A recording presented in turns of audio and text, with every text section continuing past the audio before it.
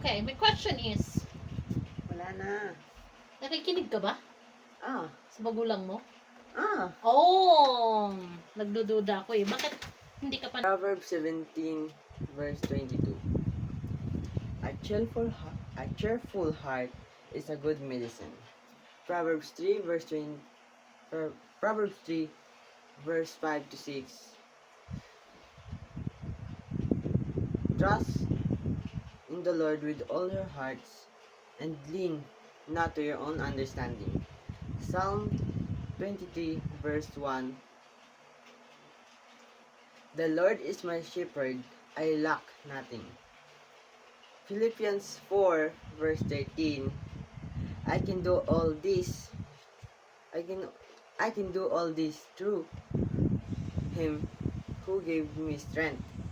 Kawikaan Kaw- Kawikaan 1 verse 8.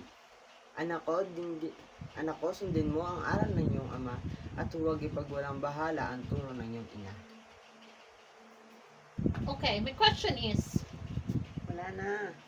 nakikinig ka ba Ah. sa magulang mo? Ah. Oh, nagdududa ako eh. Bakit hindi ka pa nakaligpit ng mga tupiin doon sa higaan mo? Nakaligpit na ako.